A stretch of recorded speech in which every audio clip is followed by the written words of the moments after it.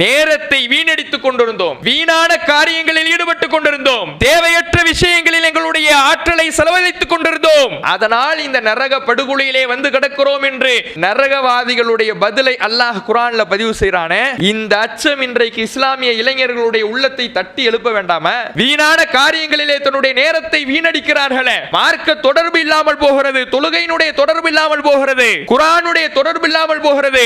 இன்றைக்கு குர்ஆனை ஓத தெரிந்தவர்கள் கூட, சிறிய பிராயத்தில் ஓத பெற்றோரால் கற்றுக் கொடுக்கப்பட்டவர்கள் கூட நாள் செல்ல செல்ல இளமை பருவத்தை அடைய அடைய குர்ஆனுடைய தொடர்பே இல்லாமல் போய் குர்ஆனை ஓத சிரமப்படுறான். குர்ஆனை பிடிச்சு ஓதுறா, சின்ன வயசுல ஓதிருக்கியா?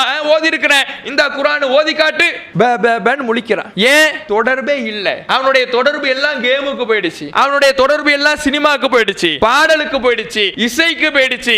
அப்படியே அதிலே கவனம் போனதுக்கு அப்புறம் இந்த தொடர்பு குர்ஆனை அப்பப்ப எடுத்து புரட்டிக்கிட்டு இருந்தா தானே தெரியும். குர்ஆனுடைய தொடர்பே இல்லாம போன உடனே ஒண்ணுமே தெரியாம உட்கார்ந்திருக்கான். இன்றைக்கு இளைஞர்களுடைய நிலை அப்படிதான் இருக்கிறது. ஒரு இஸ்லாமிய இளைஞன் எப்படி இருக்கணும்? அவனுடைய தலைமுடியிலிருந்து, அவனுடைய ஆடையிலிருந்து, அவன் உண்ணுகின்ற உணவிலிருந்து, பேசுகின்ற பேச்சிலிருந்து, நடை உடை அனைத்திலையும் இஸ்லாம் வெளிப்பட வேண்டும். கண்ணியத்திற்குரிய எல்லாம் வல்ல அல்லாஹ்வின் நல்லடியார்களே, இன்றைய தினம் இஸ்லாமும் இன்றைய இளைஞர்களும் என்ற தலைப்பின் கீழாக சில தகவல்களை அறிந்து கொள்ள இருக்கிறோம்.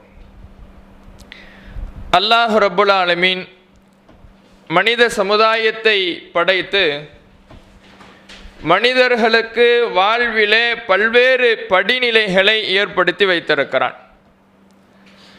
ஒரு மனிதன் இந்த உலகத்திலே பிறந்து குழந்தையாக, சிறுவனாக, இளைஞனாக, பிறகு முதியவராக இருந்து மரணிக்கின்ற பல்வேறு படிநிலைகளை இந்த உலகத்திலே மனிதனுக்கு இறைவன் ஏற்படுத்தியிருக்கிறான்.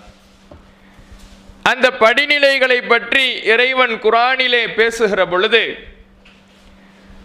மனிதனுடைய முதல் படிநிலையான அந்த குழந்தையும் பருவமும் சிறிய பருவமும் கலந்திருக்கின்ற அந்த பருவத்தை பற்றி சொல்லுகிற பொழுது, அது லஅஃப், பலவீனமான நிலை என்று குறிப்பிடுகிறான்.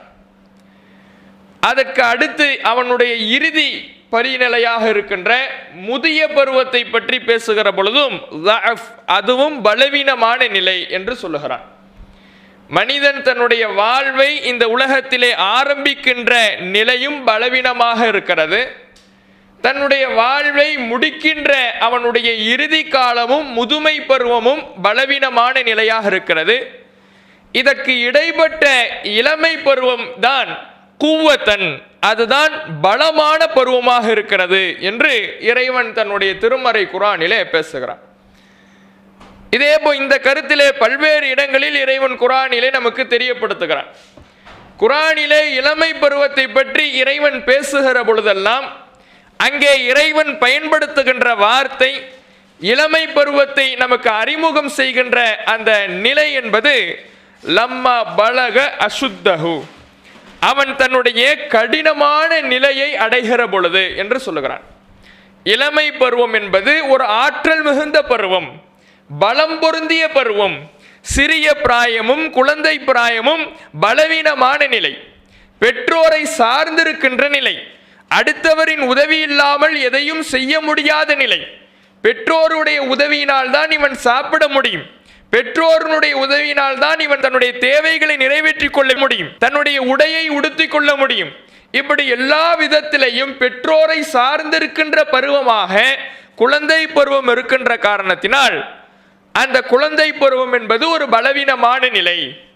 அதே போல முதுமை பருவத்தை எடுத்துக்கொண்டாலும் தான் பெற்றெடுத்த பிள்ளைகளுடைய உதவியை சார்ந்திருக்கின்ற ஒரு நிலை இருப்பதினால் தன்னுடைய உடலால் நலிவடைந்து நோய்களுக்கு உள்ளாகி அல்லது உடல் பலவீனமடைந்து நாடி நரம்புகள் தளர்ந்து உழைக்க முடியாத ஒரு நிலையில் இருக்கின்ற பொழுது தனக்கு உணவை தன்னுடைய பிள்ளைகள் எடுத்து வர வேண்டிய ஒரு நிலையில் அவர் தள்ளப்படுகிறார். மருத்துவமனைக்கு செல்ல வேண்டும் என்றால் பிள்ளைகளுடைய துணையோடு செல்ல வேண்டிய நிலை. இப்படி முதுமை பருவமும் பிறரை சார்ந்திருக்கிற காரணத்தினால் அதையும் பலவீனமான நிலை என்று குறிப்பிடுகிறான். இந்த இரண்டு நிலைக்கும் நடுவிலே இடைப்பட்ட நிலையிலே இருப்பதுதான் இளமை பருவம். இந்த இளமை பருவம் என்பது ஆற்றல் மிகுந்த பருவம். பலம் பொருந்திய பருவம்.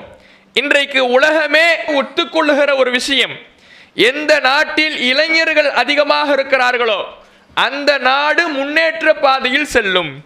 இளைஞர்களுடைய ஆற்றலை வைத்துத்தான் ஒரு நாட்டினுடைய செயல்பாடுகளை தீர்மானிக்க முடியும். இளைஞர்கள் தான் அடுத்த கட்டத்தை நோக்கி நகர்த்தக்கூடியவர்களாக இருக்கிறார்கள்.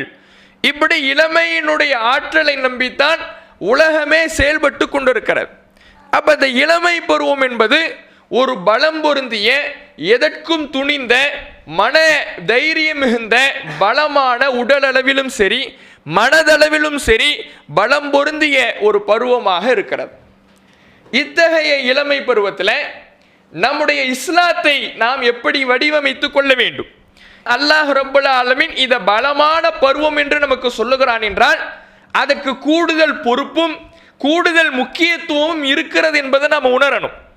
மற்ற எல்லா பருவத்தையும் பலவீனமான நிலைன்னு சொல்லிட்டு இளமை பருவத்தை பலமான பருவம்னு சொல்றான்னா, இந்த பருவத்துக்கு அல்லாஹ் கொடுக்கின்ற முக்கியத்துவத்தை உணர்ந்து அதனுடைய பொறுப்பை உணர்ந்து நாம் செயல்படக்கூடியவர்களாக இருக்கணும்.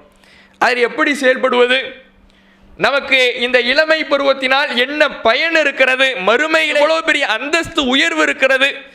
நபிகள் நாயகம் ஸல்லல்லாஹு அலைஹி வஸல்லம் அவர்கள் சொல்லுகிறார்கள், நாளை மறுமை நாளிலே தலைக்கு அருகாமையிலே சூரியன் கொண்டு வந்து நிறுத்தப்படும். ஒட்டுமொத்த மனித சமுதாயமும் ஒரு திடலிலே ஒன்று திரட்டப்படுகின்ற அந்த நேரத்தில், மஹ்ஷர் மைதானத்தில் குழுமி இருக்கக்கூடிய அந்த சபையிலே இறைவன் தலைக்கு அருகாமையிலே சூரியனை கொண்டு வந்து நிறுத்துவான். எவ்வளவு அருகாமை? நபித்தோழர்கள் அறிவிக்கிறார்கள், 1 மைல் தூரம் என்று நபிகள் நாயகம் சொன்னார்கள். 1 மைல் தூரம் என்றால் என்ன தெரியுமா? தூரத்தை அளக்கின்ற 1.5 கிலோமீட்டரை 1 மைல் என்றும் நாங்கள் சொல்வோம். சுருமா விடுகிற குச்சுக்கும் 1 மைல் என்று தான் நாங்கள் சொல்வோம். இன்றைக்கு லட்சக்கணக்கான கிலோமீட்டருக்கு அப்பாற்பட்டு இருக்கக்கூடிய அந்த சூரியனுடைய வெப்பத்தை நம்மளால தாங்க முடியல. அதனுடைய வெப்பத்தினால், அதனுடைய அனலினால், கொதிநிலையினால் நம்முடைய உடல் உபாதைகள் ஆகிறது, பலவீனத்தை சந்திக்கிறது, எரிச்சல் அடைகிறது. அதை தாங்கிக் கொள்ள முடியாம துடிக்கிறோம். கொஞ்சம் புழுக்க ஆரம்பிச்ச உடனே நம்முடைய இருப்பை தக்க வைத்துக் கொள்ள முடியவில்லை. அதை எப்படி குளிரிட்டுக் கொள்ளலாம் என்கின்ற வழிகளை தேட ஆரம்பிக்கிறோம். மறுமை நல்ல தலைக்கு அருகாமையில் கொண்டு வந்து நிறுத்தப்படும் பொழுது ஒவ்வொரு மனிதனும் வியர்வையிலேயே தத்தளிப்பானா. தன்னுடைய பாவங்களுக்கு ஏற்ப வியர்வையிலே மூழ்கி அந்த வியர்வையிலேயே தத்தளித்துக் கொண்டிருப்பான். அந்த ஒரு சூழல்ல, இந்த ஒரு அதிபயங்கர நிலையில, ஒரு மனிதர்களுடைய கூச்சல் நிலவுகின்ற அந்த சூழலில் அல்லாஹ் 7 சாராருக்கு இந்த கொடூரத்திலிருந்து நிழல் என்ற இன்பத்தை தருகிறான். அந்த 7 சாரார் யார்? நபிகள் நாயகம் ஸல்லல்லாஹு அலைஹி வஸல்லம் அவர்கள் அந்த 7 சாராருடைய பட்டியலை தருகிறார்கள். அதில் ஒரு சாரார் ஷாபுன் நஷஅ ஃபி இபாதத்தி ரப்பி, தன்னுடைய இறை வழிபாட்டில் தன்னுடைய இளமை பருவத்தை கழித்த இளைஞன். ஷாபுன் இளைஞன், அவன் எப்படி வாழ்ந்திருப்பான் என்றால் நஷஅ ஃபி இபாதத்தி ரப்பி, தன்னுடைய இறைவனின் வழிபாட்டிலேயே அவன் வளர்ந்திருப்பான். அத்தகைய ஒரு மனிதனுக்கு இறைவன் அர்ஷிலே நிழலை தருவதாக வாக்களிக்கிறான். இறை வழிபாடு, இறை நினைப்பு, இறையச்சம், இஸ்லாம் நம்முடைய வாழ்க்கையோடு இளமை பருவத்தில் பின்னி பிணைந்திருக்கின்ற பொழுது, நம்முடைய வாழ்வோடு 2 கலக்கின்ற பொழுதுதான் அந்த பலம் பொருந்திய பருவமாக இறைவன் சொல்லுகின்ற அந்த இளமை பருவத்தினால் நாளை மறுமையிலே நாம் நன்மையை அடைந்து கொள்ள முடியும். அப்ப இன்றைக்கு இருக்கக்கூடிய இளைஞர்களிடத்தில் இஸ்லாத்தின் தொடர்பு எப்படி இருக்கிறது? இஸ்லாத்தின் அச்ச நிலை எப்படி இருக்கிறது? இஸ்லாம் அவர்களுடைய வாழ்வோடு 2 கலக்கிறதா? இன்றைக்கு இருக்கக்கூடிய காலகட்டம் தீமைகள் பரவிய ஒரு காலகட்டம், பாவங்களுக்கு பஞ்சமில்லாத ஒரு காலகட்டம், எங்கு பார்த்தாலும் ஷைத்தானுடைய வலைகள் விரிக்கப்பட்ட ஒரு காலகட்டம். இப்படியான ஒரு காலகட்டத்தில் ஒரு இளைஞன் தன்னுடைய வாழ்வை தக்க வைத்துக் கொள்ள வேண்டும் என்றால், தன்னுடைய வாழ்வை இந்த பாவ கேடுகளிலிருந்து தற்காத்துக் கொள்ள வேண்டும் என்றால், இறைவன் வாக்களிக்கின்ற இந்த அர்ஷின் நிழலில் தனக்கான ஒரு இருப்பிடத்தை அமைத்துக் கொள்ள வேண்டும் என்றால், அவன் இந்த இஸ்லாம் என்கின்ற கேடயத்தை தன்னுடைய வாழ்க்கையில் அவன் ஏற்படுத்தி கொள்ள வேண்டும். மார்க்கத்தினுடைய தொடர்பு அவனிடத்தில் இருக்கணும், இறையச்சத்தின் ஈடுபாடு அவனுடைய உள்ளத்தில் இருக்கணும். அப்படி இருந்தாதான் இஸ்லாம் அவனுடைய இளமை பருவத்தில் இரண்டர கலந்தால்தான் அவனால் நாளை மறுமையிலே இந்த கூலியை அடைய முடியும். இன்றைக்கு இருக்கக்கூடிய இளைஞர்களுடைய நிலை எடுத்து பாருங்க, அவர்களுடைய நிலை எப்படி இருக்கிறது?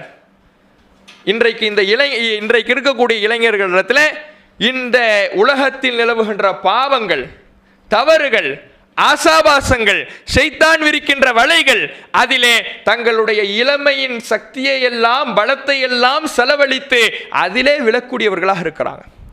இளமை பருவம் எந்த அளவுக்கு ஆற்றல் மிகுந்த பருவமோ, எந்த அளவுக்கு பலம் பொருந்திய பருவமோ, அதே அளவுக்கு உள்ளத்தால் சலனங்கள் நிறைந்த பருவம், ஆசைகள் நிறைந்த பருவம், தவறுகளிலே எளிதாக விழுவதற்கு தகுதியான ஒரு பருவம். அதுல ஒரு மனிதன் தன்னுடைய இஸ்லாத்தை பாதுகாக்கிறதுல தான் அவனுடைய ஈமானிய உறுதியே இருக்கு. அதனாலதான் அவ்வளவு பெரிய கூலி அல்லாஹ் தரான்னா. ஒட்டுமொத்த மனித சமுதாயத்தில் இளைஞர்களுக்கு அவ்வளவு பெரிய அந்தஸ்தை தரான்னா, இளமை பருவத்தில் இஸ்லாத்தை கடைபிடிப்பது என்பது சாதாரண விஷயம் இல்லை. அதில் அவனுக்கான ஆசைகள், அவனுக்கான சலனங்கள், அவனுக்கான சில சஞ்சலங்கள் அதுவெல்லாம் உள்ளத்தில் நிறைஞ்சிருக்கும். அதையெல்லாம் ஒதுக்கி தள்ளிட்டு இஸ்லாத்துக்கு முக்கியத்துவம் கொடுத்து ஒரு இளைஞன் தன்னுடைய இளமை பருவத்தை இஸ்லாத்துக்காக பயன்படுத்துகிறான்னா அவனுக்கு தான் இந்த அரிசினுடைய நிழல். அதனால தான் அவ்வளோ பெரிய சிறப்பு. இன்றைக்கு இளைஞர்களை எடுத்து பாருங்க, ஒரு இளைஞன் வழித வருவதற்கு எல்லா விதமான சூழலும் இருக்கிறது. செய்தி தாள்களை புரட்டினால் இளைஞர்களுடைய தவறுகள் அதற்கு பஞ்சமில்லாமல் இருக்கிறது. போதை பொருளா இளைஞன் தான் நிற்கிறான், காதலா இளைஞன் தான் நிற்கிறான், சினிமா கூத்தாடிகளின் பின்னால் செல்வதா இளைஞன் தான் இருக்கிறான். தன்னுடைய இளமையினுடைய சக்தியை எப்படியெல்லாம் தவறாக பயன்படுத்த முடியுமோ எல்லா விஷயத்திலையும் இளைஞன் வந்து நிற்கிறான். சரி, யார் அந்த இளைஞன்லாம்? யாரு? பெயர்களை வாசியுங்கள். போதை பொருளை கடத்துபவர்கள், கஞ்சா தொழிலிலே ஈடுபடுபவர்கள் பேரெல்லாம் யார் வருகிறது? புகைப்படத்தோடு செய்தித்தாள்களில் வெளியிடுகிறார்கள். இஸ்லாமிய சமுதாயத்தில் இருக்கக்கூடிய இளைஞர்களுடைய நிலை இவ்வளவு படுமோசமாக சென்று கொண்டிருக்கிறது. அப்ப இன்றைக்கு இளைஞர்களை எப்படி வார்த்தெடுக்கணும்? அவர்களுக்கு இஸ்லாத்தை ஊட்ட வேண்டும்.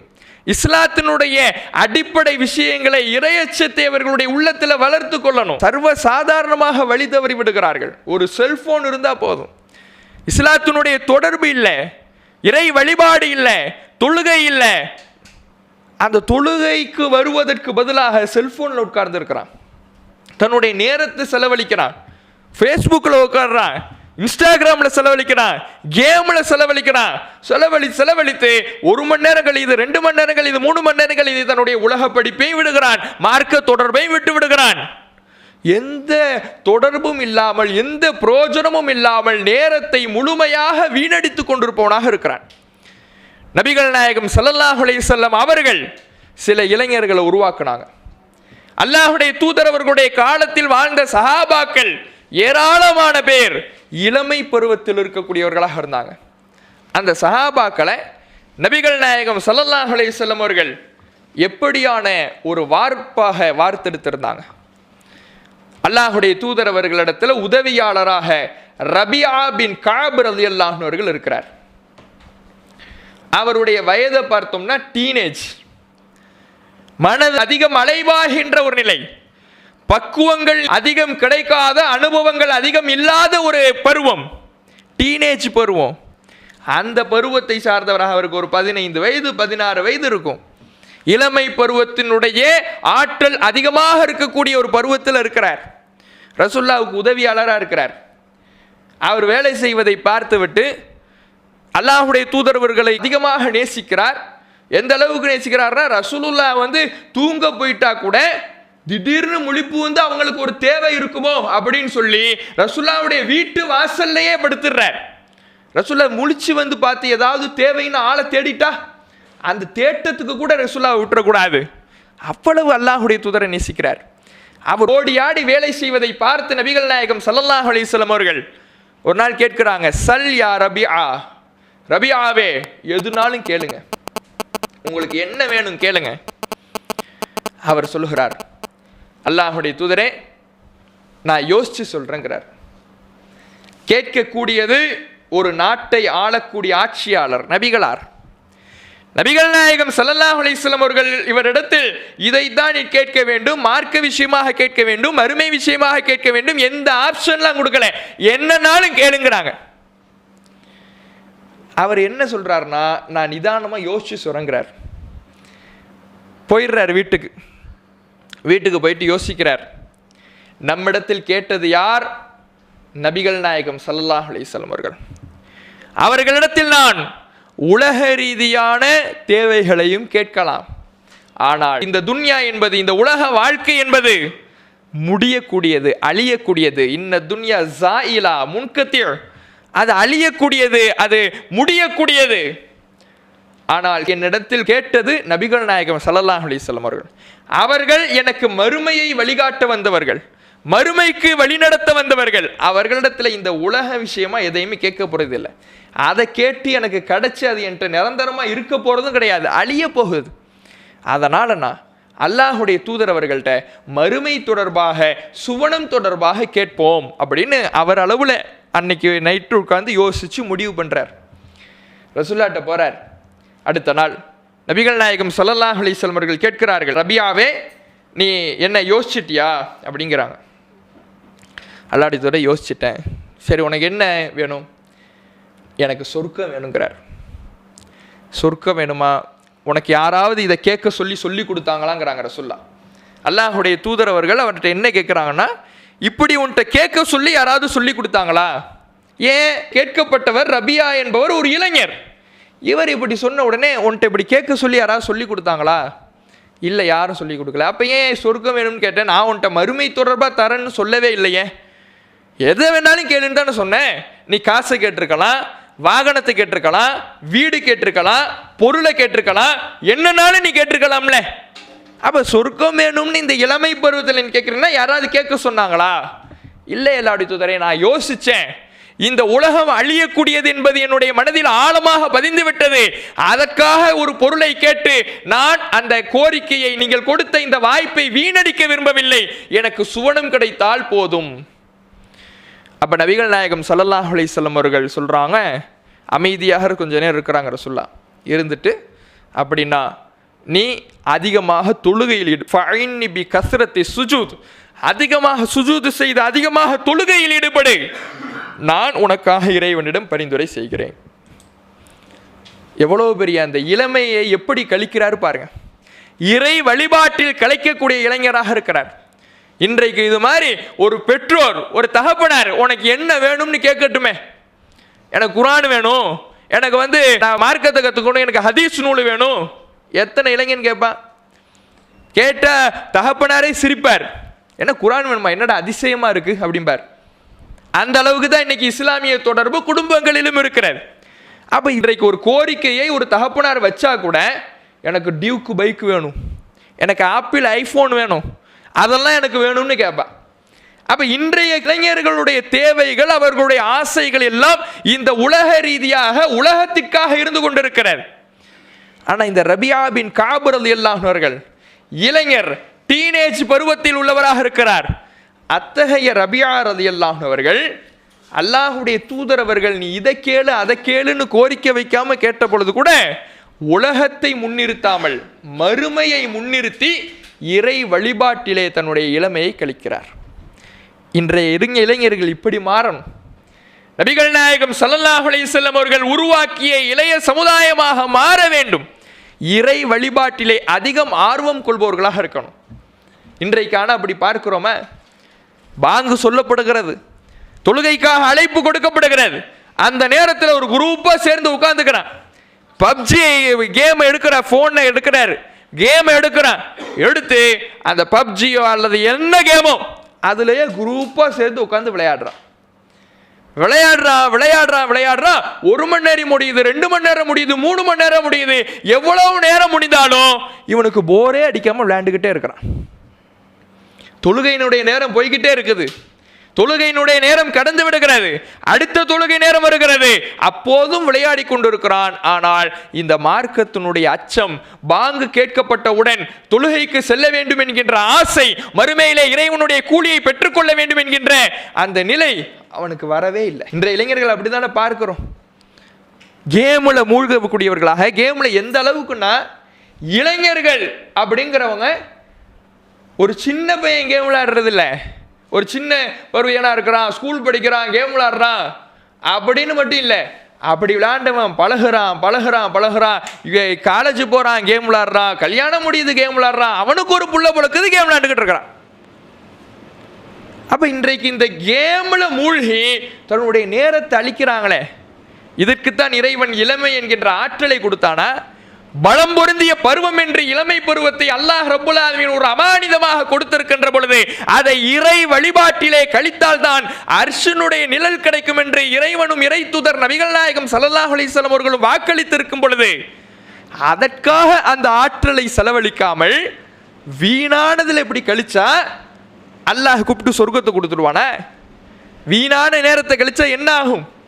இறைவன் குர்ஆன்ல பேசுகிறான், மா சலக்கக்கும் ஃபி ஸகர், நரகவாதிகளை நரகத்துக்கு அனுப்புறான், சொர்க்கவாதிகளை இறைவன் சொர்க்கத்துக்கு அனுப்புகிறான். நரகவாசிகள்கிட்ட சொர்க்கவாசிகள் கேட்கிறாங்க, இந்த நரகத்தில் எதனால் வீழ்ந்து கிடக்கிறீர்கள்? நரகவாதிகள் பதில் சொல்லுகிறார்கள், காலு லம் நக்கும் மினல் முஸல்லீன், நாங்கள் உலகத்தில் வாழ்ந்த பொழுது தொழக்கூடியவர்களாக இல்லை, வலம் நக்குனு துஇமுல் மிஸ்கீன், நாங்கள் ஏழைகளுக்கு உணவளிக்கக்கூடியவர்களாக இல்லை, வகுன்னா நஹூது மஅல் ஹாயிலீன், நாங்கள் இந்த உலகத்தில் வாழ்ந்த பொழுது வீணானவர்களோடு சேர்ந்து நாங்களும் வீணான காரியங்களில் ஈடுபட்டு வந்தோம், அதனால் இந்த நரகத்தில் கிடக்கிறோம். நேரத்தை வீணடித்துக் கொண்டிருந்தோம், வீணான காரியங்களில் ஈடுபட்டு கொண்டிருந்தோம், தேவையற்ற விஷயங்களில் எங்களுடைய ஆற்றலை செலவழித்துக் கொண்டிருந்தோம், அதனால் இந்த நரக படுகொலையிலே வந்து கிடக்கிறோம் என்று நரகவாதிகளுடைய பதிலை அல்லாஹ் குர்ஆன்ல பதிவு செய்கிறானே. இந்த அச்சம் இன்றைக்கு இஸ்லாமிய இளைஞர்களுடைய உள்ளத்தை தட்டி எழுப்ப வேண்டாமா? வீணான காரியங்களிலே தன்னுடைய நேரத்தை வீணடிக்கிறார்களே, மார்க்க தொடர்பு இல்லாமல் போகிறது, தொழுகையினுடைய தொடர்பு இல்லாமல் போகிறது, குர்ஆனுடைய தொடர்பு இல்லாமல் போகிறது.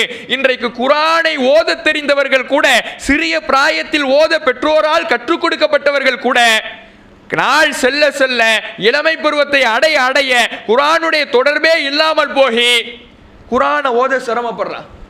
குர்ஆனை பிடிச்சி ஓதுடா, சின்ன வயசுல ஓதிருக்கியா? ஓதி இருக்கிறேன், இந்த குர்ஆனை ஓதி காட்டு, முழிக்கிறான். ஏன்? தொடர்பே இல்லை. அவனுடைய தொடர்பு எல்லாம் கேமுக்கு போயிடுச்சு, அவனுடைய தொடர்பு எல்லாம் சினிமாவுக்கு போயிடுச்சு, பாடலுக்கு போயிடுச்சு, இசைக்கு போயிடுச்சு. அப்படியே அதிலே கவனம் போனதுக்கு அப்புறம் இந்த தொடர்பு குர்ஆனை அப்பப்போ எடுத்து புரட்டிக்கிட்டு இருந்தா தானே தெரியும்.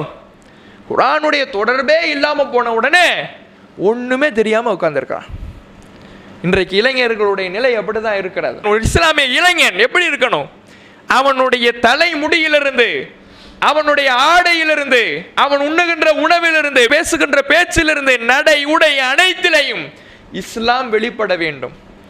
அப்படி இன்னைக்கு பார்க்க முடிகிறதா? இன்றைக்கு இளைஞர்களுடைய நிலை எப்படி இருக்கு? முடி வெட்டிட்டு வரான், இங்கே எதுவுமே இல்லை. கேட்டா இஸ்லாமிய இளைஞன், முஸ்லிம்கள், முஸ்லிம் ஊர்களில் இருக்கக்கூடிய இளைஞர்கள், இங்கே ஃபுல்லாக ஒன்றுமே இல்லை. இங்கே தலையில் இப்படி குமிச்சு வைக்கிறான், முடிய காளா மாதிரி இருக்கு. காளாம் இருக்கு பார்த்துருக்கீங்கள? அந்த காளா மாதிரி தான் இருக்கு, தண்டு மேலே ஒரு கொடை மாதிரி இருக்கும், அப்படி தான் இருக்கும் அவன் மண்டை. இங்கே எதுவுமே இல்லை, இப்படி விரிஞ்சு இருக்கு. அப்போ இதுதான் இஸ்லாம் கற்றுக் கொடுத்த ஒழுக்கமா? பார்ப்பதற்கே கன்றாவியாக, பார்க்க முடியாமல் அவ்வளவு மோசமாக இருக்குது. கேட்டா சினிமாவில் பார்த்து விட்டு அது போல வைக்கிறான். இதுதான் இப்ப ட்ரெண்டு. இப்படிதான் உலகம் போய்கிட்டு இருக்கு.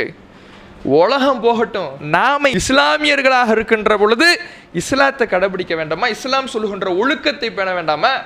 இஸ்லாம் தலைமுடிக்கு என்ன ஒழுக்கம் சொல்லியிருக்கு? எண்ணெய் தேய்த்து அதை படித்து நன்றாக வார சொல்லி இருக்குதா இல்லையா? பள்ளிவாசலுக்கு வருகின்ற பொழுது எப்படி வர வேண்டும் என்று கட்டளையிடுகிறதா இல்லையா? ஆனால் இன்றைக்கு இஸ்லாமிய இளைஞர்களில் இப்படி ஒரு சாரார் அந்த இறை நிலையை, நினைப்பை மறந்து செயல்படக்கூடியவர்களாக இருந்துட்டு இருக்கிறாங்க. அப்ப இந்த குர்ஆனுடைய தொடர்பு, மார்க்கத்தினுடைய தொடர்பு சுத்தமா இல்லை. நபிகள் நாயகம் ஸல்லல்லாஹு அலைஹி வஸல்லம் அவர்களுடைய காலத்தில் அப்துல்லாஹ் இப்னு அம்ரு இவர் ஒரு இளைஞர், நபிகள் நாயகம் ஸல்லல்லாஹு அலைஹி வஸல்லம் காலத்தில் இருந்த ஒரு இளம் நபித்தோழர். அல்லாஹுடைய தூதர் அவர்களிடத்தில் சொல்லுகிறார், அல்லாஹுடைய தூதரே, நான் ஒட்டுமொத்த குர்ஆனையும் ஒரு இரவிலே ஓதி முடித்தேன் அப்படிங்கிறார். அப்போ நபிகள் நாயகம் ஸல்லல்லாஹு அலைஹி வஸல்லம் அவர்கள் சொல்கிறாங்க, அப்படிலாம் ஓதி முடிக்காத, ஏன்னா இன்னி அக்ஷா ஐ யதூல அலைக்க ஸமான் வ அன்த முல்ல, சீக்கிரமே சலிப்படைஞ்சிடுவேன், அதை நான் பயப்படுறேன், அதனால் அப்படிலாம் நீ ஒரேடியாக ஒரே இரவில் ஒட்டுமொத்த குர்ஆனை ஓதுறேன், இப்படிலாம் செய்யக்கூடாது, அதெல்லாம் செய்யாது அப்படிங்கிறாங்க. ரசூலுல்லாஹ் சொல்கிறாங்க, ஃபக்ரஹு ஃபி ஷஹர், ஒரு மாதத்தில் ஒரு குர்ஆனை நீ முடி அப்படிங்கிறாங்க. அப்போ அவர் திரும்ப தஅனி அஸ்தம்தி மின் குவ்வதி வ ஷபாபி, அல்லாஹுடைய தூதரே எனக்கு அனுமதி கொடுங்க, என்னுடைய இளமையின் ஆற்றலையும் என்னுடைய இளமை பருவத்தையும் நான் நல்ல வழியிலே பயன்படுத்த நினைக்கிறேன், எனக்கு அனுமதி கொடுங்கள். அவர் கேட்கிறார், ரசூலுல்லாஹ் ஒரு மாதம் ஃபர்ஸ்ட் சொன்ன உடனே ஒரு மாசத்துல ஒரு குர்ஆனை முடிக்கிறேன், எனக்கு நிறைய கேப்பா இருக்குது, நான் ஒரு நைட்டில் முடிக்கிறேன் குர்ஆனை, ஒரு நாளில் நான் குர்ஆனை முடிச்சிருக்கிறேன், ஒரு நாளில் முடிச்ச என்ன ஒரு மாதம் நீங்கள் முடிக்க சொல்கிறீங்க, இது ரொம்ப கேப்பா இருக்கு, என் இளமைய என் குவத்தை நான் இன்பமாக இந்த குர்ஆனில் கழிக்க விரும்புகிறேன், எனக்கு கொஞ்சம் இந்த டைமை குறைங்க, ஒரு மாசத்துல குர்ஆனை முடிக்கிறதெல்லாம் இல்லை, எனக்கு இன்னும் கொஞ்சம் கம்மியாக சொல்லுங்க. அப்போ ரசூலுல்லாஹ் சொல்கிறாங்க, ஃபக்ரஹு ஃபி அஷ்ரா, அப்படின்னா நீ முழு குர்ஆனை அப்படின்னா நீ 10 நாள்லன்னா ஓது. திரும்ப அவர் கேட்கிறார், தஅனி அஸ்தம்தி மின் குவ்வதி வ ஷபாபி, அல்லாஹுடைய தூதரே என்னுடைய இளமையை என்னுடைய இளமையின் ஆற்றலை நான் இந்த குர்ஆனில் கழிக்க விரும்புகிறேன், எனக்கு இன்னும் நாளை குறையுங்கள். அப்படின்னா ஃபக்ரஹு ஃபி சபஅ, அப்படின்னா நீ 7 நாளில் குர்ஆனை ஓது. அதுக்கப்புறமும் கேட்குறாரு ரசூலுல்லாஹ், இல்லை இதுக்கு மேலையெல்லாம் அனுமதி கிடையாது, இந்த ஒரு நைட்டில் குர்ஆனை முடிக்கிறது ஒரு நாளில் குர்ஆன் முடிக்கிறதுலாம் கிடையாது, நீ முடிஞ்ச ஒரு மாதம்னா ஒரு குர்ஆனை முழுமையாக ஓதி முடிக்க ஒரு மாதம் எடுத்துக்க, இல்லை இன்னும் நான் ஓதுறேன் அப்படின்னா ஒரு 10 நாளில் முடி, இல்லை இன்னும் ஓதுறேன்னா ஒரு வாரத்தில் முடி அப்படின்ற சொல்கிறாங்க. இப்போ இதில் கவனிக்க வேண்டியது என்னன்னா, ஒரு நாளில் குர்ஆனை முடிக்கக்கூடிய அளவுக்கு அந்த குர்ஆனின் மீது பற்றும் ஆசையும் உள்ளவராக அந்த இளைஞர் இருந்திருக்கிறார். ஒரு மாதம் ரசூலுல்லாஹ் கொடுக்குறாங்க, ஒரு மாதம் ரொம்ப நாளாக இருக்குது, ஒரு மாதத்தில் நான் 30 தடவை ஓதி முடிச்சிடுவேனே, எனக்கு அனுமதி கொடுங்க, நான் ஒரு மாதத்தில் 30 தடவை கூட முடிச்சிடுவேன், இல்லை அப்படின்னா நீ 10 நாளில் குர்ஆனை முடி, இல்லை நீ 7 நாளில் முடி அப்படிங்கிறாங்க நபிகள் நாயகம் ஸல்லல்லாஹு அலைஹி வஸல்லம். அப்போ அந்த இளமையினுடைய வேகத்தை பாருங்க, தன்னுடைய ஆற்றலை இளமையின் வேகத்தை எதில் செலவழிக்கிறார்? வீணான காரியத்திலையா? அன்றைக்கு இல்லாத சைத்தானுடைய காரியங்களா? மதுவிலே மூழ்கி கொண்டிருந்தார்கள், விபச்சாரத்திலே மூழ்கி கொண்டிருந்தார்கள், கேட்பதற்கு ஆளில்லாத ஒரு நிலையில் வாழ்ந்து வந்தார்கள். அப்போது எப்படி வேண்டுமானாலும் வழி தவறிய நிலையில் சென்றிருக்கலாம், தன்னுடைய இளமையை உலக இன்பத்திலே உலக சுகபோகங்களிலே கழித்திருக்கலாம். ஆனா அதெல்லாம் எனக்கு மறுமையிலே வெற்றியை பெற்று தராது, அதெல்லாம் என்னை மறுமையிலே பாவத்திலே நரகத்திலே தள்ளிவிடும். நான் என் ஆற்றலை என் இளமையை இந்த நல்ல வழியிலே குர்ஆனிய வழியிலே கழிக்க விரும்புகிறேன்னு ஒரு இளைஞர் இருந்தாரே, அந்த இளைஞரை போல இன்றைக்கு எத்தனை இளைஞர்களை பார்க்க முடியுது? ஒட்டுமொத்த குர்ஆனையும் நான் மனப்பாடம் பண்ணி இருக்கிறேன், அந்த ஒட்டுமொத்த குர்ஆனையும் நான் ஒரு இரவுல ஓதுறேங்கிறார். இன்னைக்கு குர்ஆன் வசனங்களை மனப்பாடம் பண்ணுகிற இளைஞர்களை பார்க்க முடியுதா? பாருங்க, தொழுகையை ஆரம்பித்தால் கூட நம்முடைய நாவல விழுவது குல்ஹுவல்லாஹு அஹது இன்னா அத்தைனா, இதுதான் நமக்கு வரும். இளைஞர்கள்ட்ட அதுக்கப்புறம் உனக்கு என்னடா குர்ஆன் வசனம் தெரியும்? இன்னொன்று தெரியும், குல்லௌது பி ரப்பின்னாஸ் தெரியும், வேற என்ன தெரியும்? குல்ஹுவல்லாஹு அஹது தெரியும், குல்லௌது ரப்பில் ஃபலக் தெரியும், அதுக்கப்புறம் என்ன தெரியும்? அப்படியே வேபன்னு முழிக்கிறான். குர்ஆனுடைய வசனங்கள் தெரியல, குர்ஆனுடைய அத்தியாயங்கள் மனப்பாடத்தில் இல்லை, இறைவனுடைய வேத வசனங்கள் உள்ளத்திலே இல்லை, அதற்கு முக்கியத்துவம் கொடுக்கல. ஒரு சினிமா பாட்டை கேளுங்க, முழுசா பாடுவான். ஒரு சினிமா பாட்டு இல்லை, 1000 சினிமா பாட்டு வந்தாலும் அதை முழுசா பாடுவான். பரீட்சையில் சும்மா உட்கார்ந்து இருக்கிறவன் படிக்காதவன் என்ன பண்ணுவான்னா, பரீட்சையில் கொஸ்டினுக்கு ஆன்சர் எழுதுறதுக்கு பதிலாக பாட்டு எழுதி வைக்கிறான், முழு பாட்டும் எழுதி வைக்கிறான், வேலை மனக்கட்டு உட்கார்ந்து. இந்த பாட்டை நீ மனப்பாடம் பண்ணதுக்கு நீ பரீட்சைக்கு படிச்சிருந்தாவது பாஸ் ஆகிருக்கலாம், அதை விட்டுட்டு என்ன பண்ணுறான், பாட்டை முழுசாக உட்காந்து எழுதி வைக்கிறான். இன்னைக்கு அப்படி பார்க்கிறோம் இளைஞர்களை. அந்த பாடல்களுக்கு முக்கியத்துவம் கொடுக்கிறவன், சினிமா டயலாக்குகளுக்கு முக்கியத்துவம் கொடுக்கக்கூடியவர்கள் இந்த குர்ஆனுடைய வார்த்தைகளுக்கு முக்கியத்துவம் கொடுக்கலையே. குர்ஆனுடைய வார்த்தைகள் அவனுடைய உள்ளத்தில் பதியலையே. இன்றைக்கு இளைஞர்கள் அப்ப எதை நோக்கி சென்று கொண்டிருக்கிறார்கள்? இஸ்லாமிய இளைஞர்கள் இஸ்லாமிய ஊர்களில் பார்க்கிறோம், பல வீடியோக்களை பார்த்துருப்போம். எப்படி இளைஞர்களுடைய நிலை எப்படி இருக்கு? கந்தூரி விழா நடத்துகிறாங்க. அதுக்கும் இஸ்லாத்துக்கும் முதல்ல சம்பந்தமே கிடையாது. அதில் ஆடுறான், குடிச்சிட்டு ஆடுறான், அவனுடைய மானம் போகிற வகையில் ஆடுறான். அவனுக்கு எதுவுமே தெரியலை, கையிலைய மடித்து கட்டுறான், சுற்றி கும்பல் நிற்கிது, ஒழுக்கங்கட்டதனமாக ஆடுறான். கேட்ட இஸ்லாமிய இளைஞன், முஸ்லீம் இளைஞன். நடக்கக்கூடியது எங்க?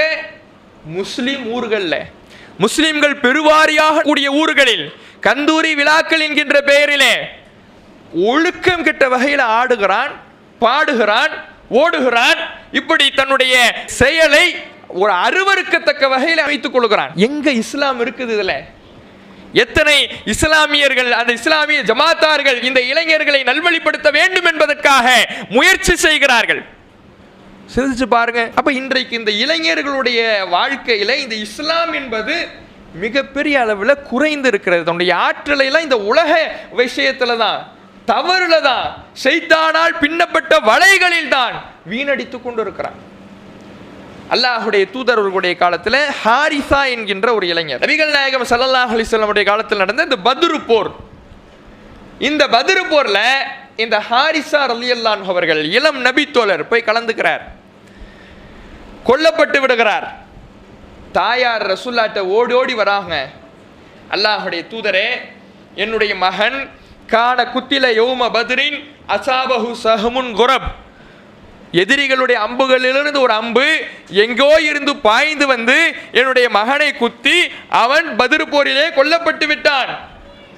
ஃபைன் கான ஃபில் ஜன்னா சபர்து, அவன் சொர்க்கத்தில் இருப்பாங்கிற ஒரு வாக்குறுதி எனக்கு நீங்கள் கொடுத்தீங்கன்னா நான் பொறுமையோடு இருப்பேன், இல்லைன்னா நான் அழுதாவது என்னுடைய கவலையை போக்கியிருப்பேன். நான் ஆசை ஆசையாக வளர்த்த மகன், அன்பை பொழிந்து வளர்த்த மகன், நான் என் மகன் மீது எவ்வளவு பாசம் வைத்திருந்தேன் என்பது உங்களுக்கு தெரியும்.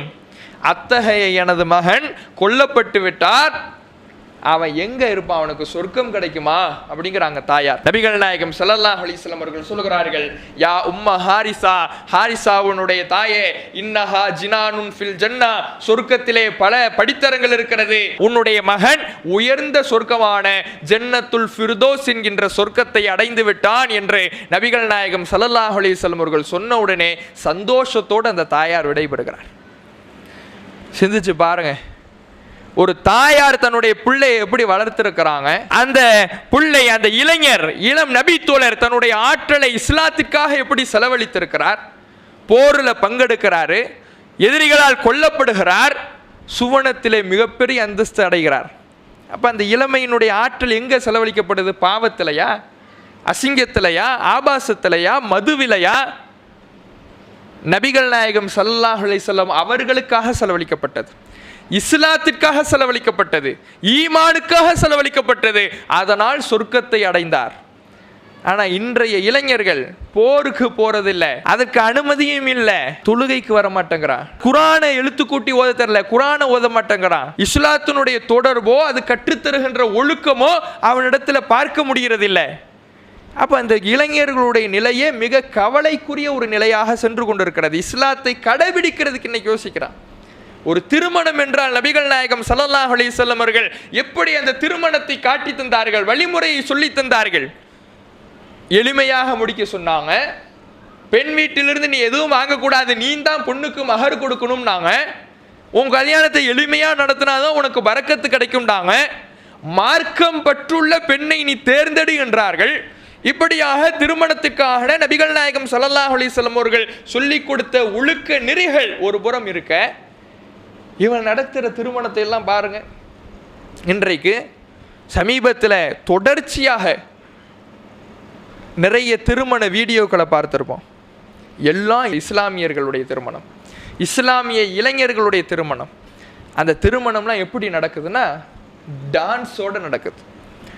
பின்னாடி பேக்ரவுண்டில் பாட்டு ஓடுது, சினிமா பாடல் ஒலிக்குது, இங்கே நின்று மாப்பிள்ளையும் பொண்ணும் டான்ஸ். ஆனால் பத்திரிகையில் பேர் எப்படி? தீன் குல செல்வன், தீன் குல செல்வி. இங்கே தீன் எங்கே இருக்குது? கல்யாணத்தில் என்னது தீனு நிறைய இருக்குது, தீனை காணும். தீன்குல செல்வனும் தீன்குல செல்வி என்னது பாட்டுக்கு ஆடுறாங்க. அவர் விஜய், இவங்க ஜோதிகா. சினிமா நடிகை மாதிரி அவ்வளவு மேக்கப்பு. வந்திருக்கிற அந்நிய ஆண்கள் இருக்கிறாங்க, அவங்களுக்கு முன்னாடி டான்ஸு. அந்த வந்திருக்கிற யாராவது ஒழுக்கமாக இருக்குதா, அவங்க கூட சேர்ந்துக்கிட்டு ரசிக்கிறாங்களா, கையை தட்டிக்கிட்டு என்னது ரசனை. இது இஸ்லாமிய திருமணமா? இன்றைக்கு இப்படி திருமணங்கள் நடத்தப்படுகிறதே. கேட்டால் முஸ்லீம் இஸ்லாமியர்கள். இதெல்லாம் ரசூல்லா சொல்லி கொடுத்த வழிமுறையா? நபிகள் நாயகம் ஸல்லல்லாஹு அலைஹி வஸல்லம் அவர்கள் தடுத்தவைகள் இல்லையா? இதெல்லாம் இசை ரசூலுல்லாஹ் அனுமதித்ததா? ஆடல் பாடல் நபிகள் நாயகம் ஸல்லல்லாஹு அலைஹி வஸல்லம் அவர்கள் காட்டி தந்ததா? இந்த ஒழுக்கங்கெட்ட செயல்களை தடுக்கத்தான் அல்லாஹுடைய தூதரவர்கள் நல்வழிப்படுத்துகின்ற ஒழுக்க சீலராக நமக்கு ஒழுக்கத்தை கற்றுக் கொடுத்தார்கள். இன்னைக்கு அதை இந்த இஸ்லாமிய சமூகம், குறிப்பாக இஸ்லாமிய இளைஞர்கள் மறந்துவிட்டு செயல்படுகிறார்கள். மார்க்கம்ங்கிறதே என்னன்னு தெரியல, தொழுகையினுடைய சட்டம் தெரியல, இந்த இஸ்லாத்தில் இறைவனை பற்றி தெரியல, திருமறை குர்ஆனுடைய வசனங்கள் தெரியல, அதில் சொல்லப்பட்டிருக்கிற கருத்துக்கள் தெரியல. எந்த படம் என்னைக்கு வந்துச்சு, யார் நடிச்சா, யார் மியூசிக், யார் ஹீரோ, யார் ஹீரோயின், எல்லா டீட்டெயிலும் சொல்றான். அப்ப இதனால என்ன பயன் இருக்குது? இன்றைக்கு இளைஞர்களுடைய அந்த மனநிலையை எப்படி போகுதுன்னா, உலகம் எப்படி போகுதோ அப்படியே நம்மளும் போயிடணும். உலகம் ஒரு போக்கில் போகுதுல்ல, அந்த போக்கிலேயே நம்மளும் போயிடணும் அப்படின்னு நினைக்கிறோம். உலகம் போகிற போக்கிலேயே போனால் அவன் நரகத்துக்கு போனால் பின்னாடியே போக வேண்டியதா? அவன் போவான் நரகத்துக்கு. அவனுக்கு மார்க்கம் இல்லை, அவனுக்கு கொள்கை கிடையாது, ஒழுக்கம் கிடையாது, நபிகளாருடைய வழிகாட்டல் இல்லை. அவன் அதை கேட்காம நரகத்துக்கு போய் விழுறானா நம்மளும் போய் விழுறதா? நமக்கு மார்க்கம்னு ஒன்று இருக்குல்ல, வரையறை என்று ஒன்று இருக்குதுல்ல, அதை அந்த ஞாபகத்தில் உள்ளத்தில் நிலைநிறுத்த மறுக்கிறார்கள் இன்றைக்கு. அப்போ நபிகள் நாயகம் ஸல்லல்லாஹு அலைஹி வஸல்லம் அவர்கள் உருவாக்கி இளைஞர்கள் என்பவர்கள் இந்த மார்க்க பற்றாளர்களாக இருந்தார்கள், மார்க்க பற்றுள்ளவர்களாக இருந்தார்கள். அபூ ஹுரைரா ரலியல்லாஹு அவர்கள் எடுத்துங்க, அவர் ஒரு இளைஞர். அந்த இளம் நபித்தோழர் அபூ ஹுரைரா ரலியல்லாஹு அவர்கள் இந்த சமுதாயத்திலேயே, நபித்தோழர்கள் சமுதாயத்திலேயே அதிகம் ஹதீஸை அறிவித்த நபித்தோழர் அவர்தான். 5374 ஹதீஸ்களை அறிவிக்கிறார். அவர்கிட்ட கேட்குறாங்க, இந்த 5374 ஹதீஸ்களை அறிவிக்கிறீங்களே, எழுதி வச்சிருப்பீங்களா? இவ்வளவு ஹதீஸ் நீங்கள் அறிவிக்கிறீங்கன்னா எழுதி வச்சுக்கலாம். எனக்கு எழுத படிக்கலாம் தெரியாது, ரசூல்லா சொன்னதை மனப்பாடம் பண்ணி வச்சிருக்கிறேன். எத்தனை ஹதீஸு? 5734.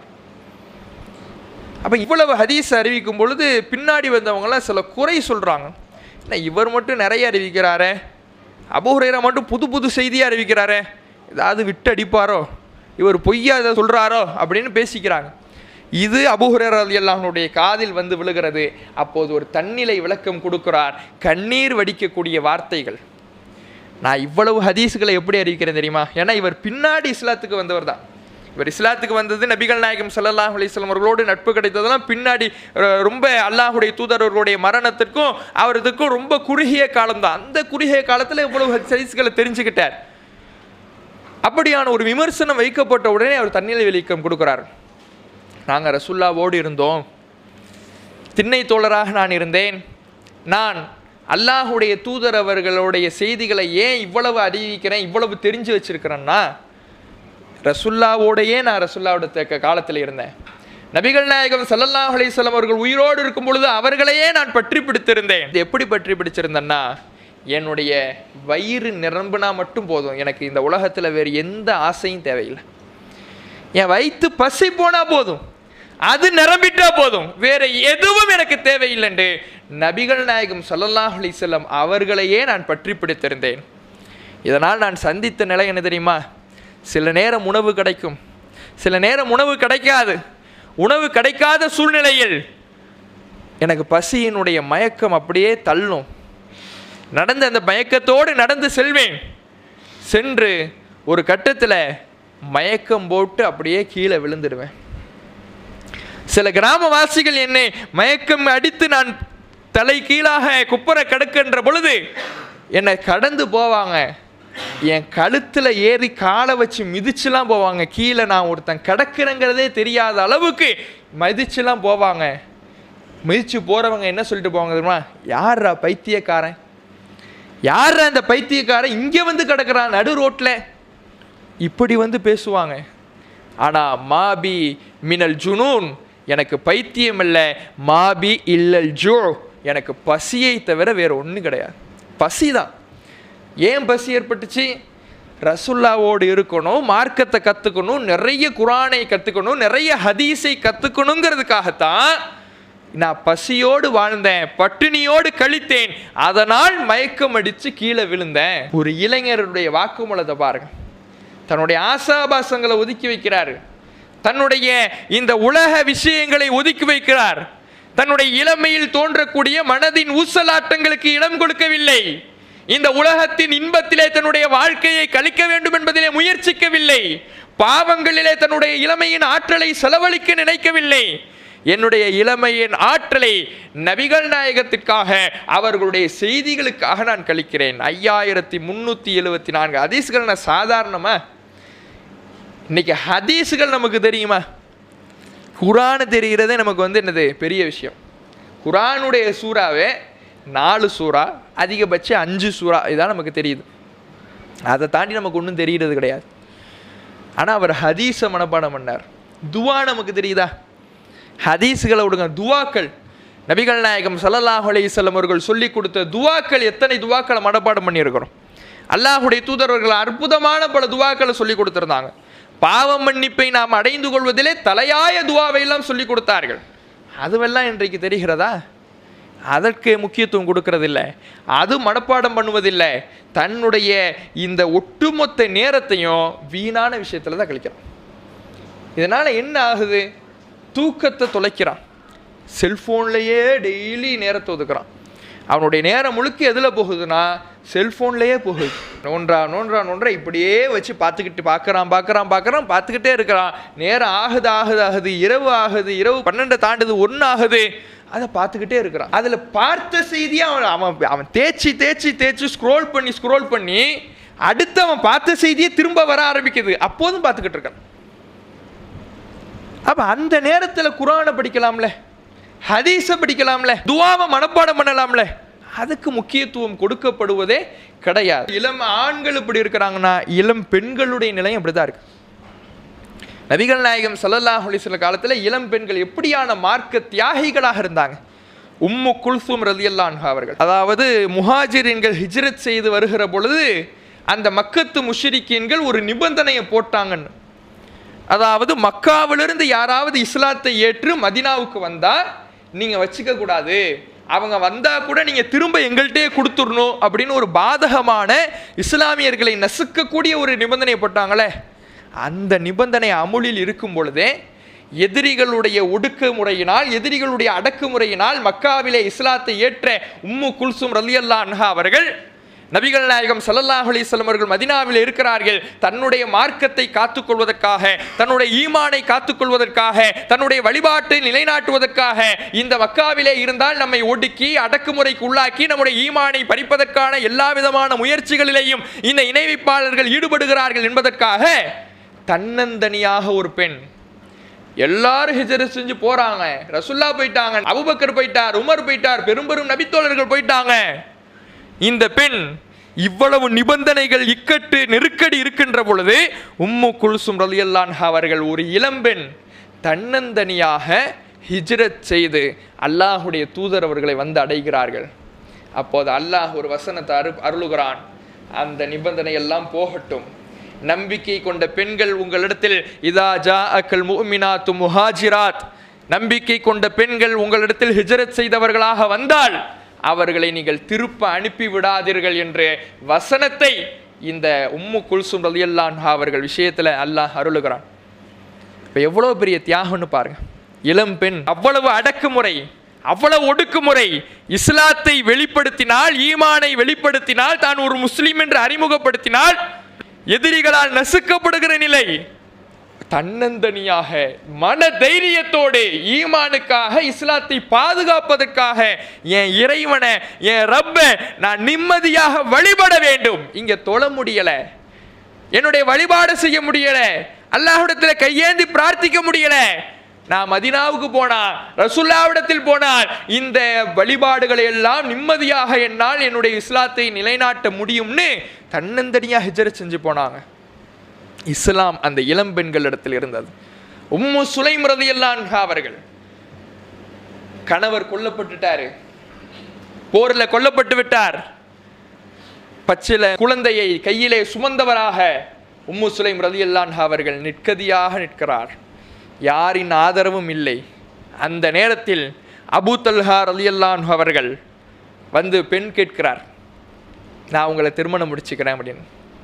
யார் அவர்? மதீனாவில் மிகப்பெரிய செல்வந்தர்களில் ஒருவர். இவங்களுக்கு வேற வழி இல்லை. கணவர் மௌத்தாயிட்டாரு, கொல்லப்பட்டுட்டாரு, இவங்க தனியா நிற்கிறாங்க, கையில குழந்தை.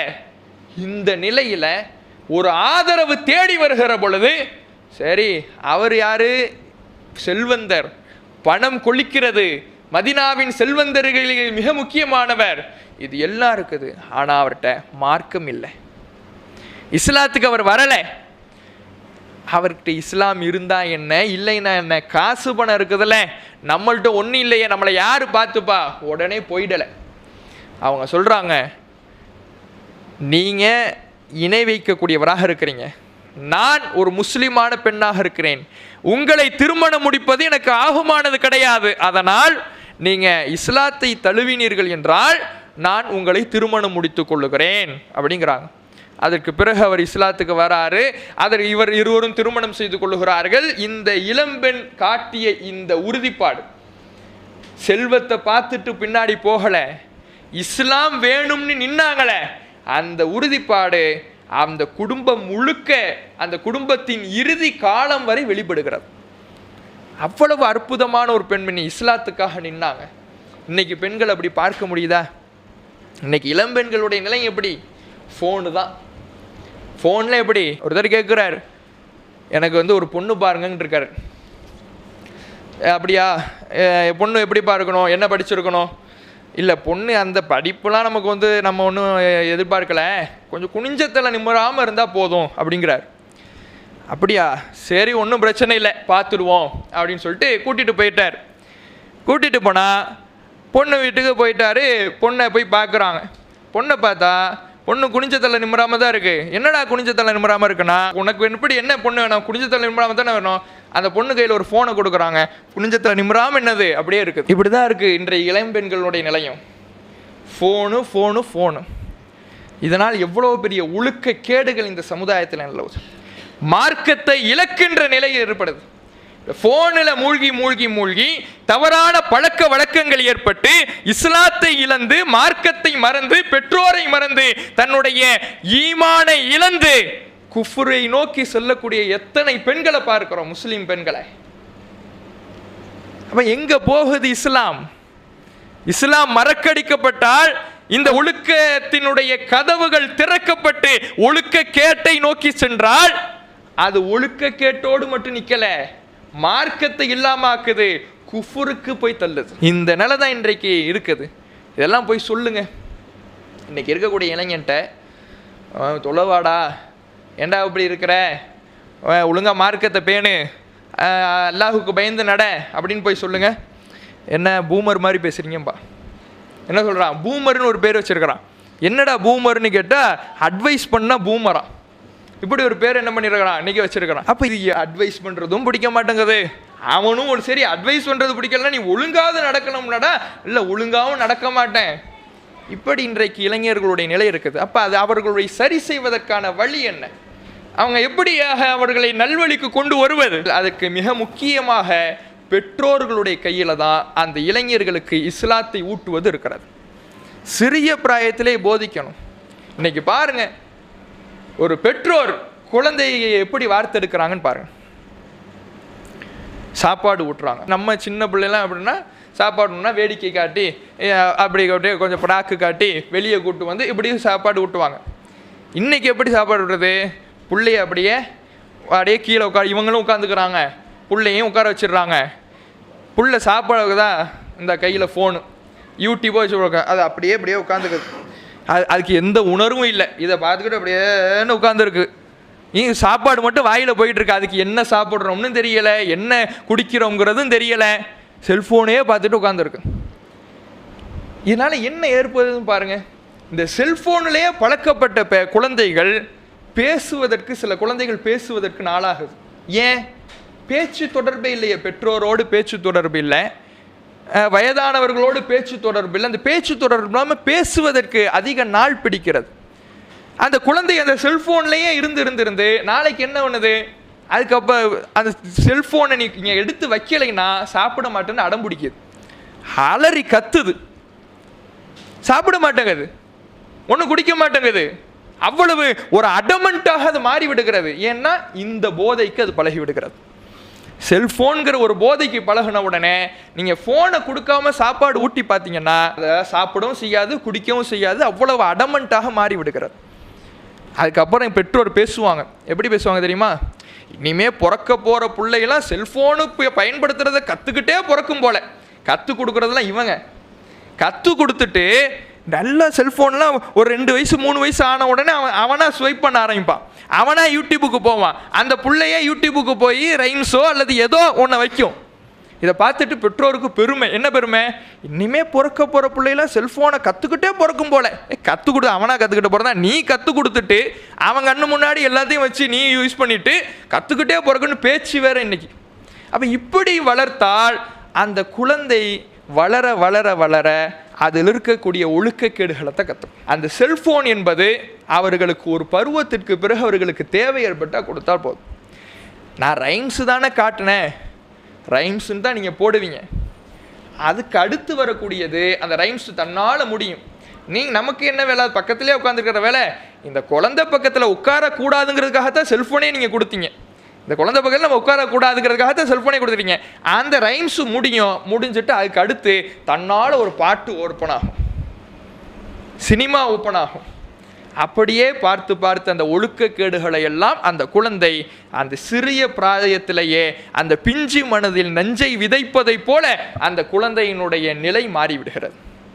அப்போ பெற்றோர் தங்களுடைய குழந்தையை வளர்ப்பதில் ஒரு உறுதிப்பாட்டை எடுக்கணும். என் பிள்ளைக்கு எப்போ எது தேவையோ அதை கொடுக்குற. சின்ன குழந்தையில் அந்த பிள்ளைக்கு நான் சினிமாவிலிருந்து அந்த குழந்தையை நான் தூரப்படுத்துகிறேன், இந்த குழந்தையை செல்ஃபோன்லேருந்து நான் தூரப்படுத்துகிறேன், குரானுக்கு நெருக்கமாக்குகிறேன், இறை வழிபாட்டுக்கு நெருக்கமாக்குகிறேன். இதை ஒரு பெற்றோர் கையாளணும். அப்போ தான் அவன் இளைஞனாக மாறுகிற பொழுது அந்த இஸ்லாமிய தொடர்போடு அவன் உருவாகுவான். இல்லைன்னா என்ன ஆகும்? அவன் தன்னை சினிமா ஹீரோவாக நினச்சிக்கிறான். சினிமாவுடைய தொடர்போடு ஒழுக்கக்கேட்டோடு நீங்கள் வளர்த்தீங்கன்னா அவன் என்ன பண்ணிடுறான்னா தன்னை ஒரு சினிமா ஹீரோவாக நினச்சிக்கிறான். அவனுக்கு யதார்த்த வாழ்க்கை புரிய மாட்டாங்குது, யதார்த்த வாழ்வில் என்ன நடக்கும்னு தெரிய மாட்டேங்குது, எப்படி ஒரு மனிதனிடம் பேச வேண்டும்னு தெரிய மாட்டேங்குது. தன்னை ஒரு ஹீரோ மாதிரி கற்பனை செஞ்சுட்டு பெற்றோரையும் மதிக்க மாட்டான், பெரியவர்களையும் மதிக்க மாட்டான், யாரையும் மதிக்காமல் தான் என்ன நினைக்கிறானோ அதை தான் செய்வான். அது தப்பாக இருந்தாலும் அதை தான் நான் செய்வேன்னு நிற்கிறான். அப்போ இந்த ஒரு உருவாக்கம் நாம் ஆரம்பத்தில் போடுகிற விதையின் விளைவாக ஏற்படுகிறது. அந்த ஆரம்பத்தில் அந்த குழந்தைகளுக்கு இறையச்சத்தை நாம் போதிச்சிட்டோம்னா அவர்களுக்கு அந்த இஸ்லாம் வாழ்நாள் முழுவதும் தொடரும். நாம் முதல்ல சரியாக இருக்கணும், அவர்களுக்கு முன்னால் நாம் நடந்துக்கிற முறைகள் சரியாக இருக்கணும். அப்படி சரியாக இருந்தால் அந்த குழந்தைகள் தன்னுடைய இறையச்சத்தை, இஸ்லாத்தை இறுதி வரை பேணிக்கொள்ளும். அதை நாம் முதல்ல மனசில் வைக்கணும். அப்போ இந்த இளைஞர்களை நாம் வார்த்தெடுக்கிறதுல இந்த மார்க்கத்தினுடைய தொடர்பு அவர்களுக்கு இருந்தால்தான், அந்த தொடர்பு தான் அவர்களுக்கு ஈமானையும் இஸ்லாத்தையும் இறுதி வரை அவர்களுக்கு போதிக்கக்கூடியதாக இருக்கும். அந்த இஸ்லாமிய இளைஞர்களை அதிகமாக நாம் உருவாக்கக்கூடியவர்களாக, அவர்களுக்கு மார்க்கத்தை எடுத்து சொல்லக்கூடியவர்களாக, நம்முடைய வீட்டில் இருக்கக்கூடிய இளைஞர்களை இஸ்லாமிய கண்காணிப்போடு வழிநடத்தக்கூடியவர்களாக நம் அனைவரையும் அல்லாஹ் ஆக்கி அருள்புரிவான் பிரார்த்தித்து எனது உரையை நிறைவு செய்கின்றேன். வாஹிரு தாவானா அல்ஹம்துலில்லாஹி ரப்பில் ஆலமீன். அஸ்ஸலாமு அலைக்கும் வரஹ்மத்துல்லாஹி வபரகாத்துஹு.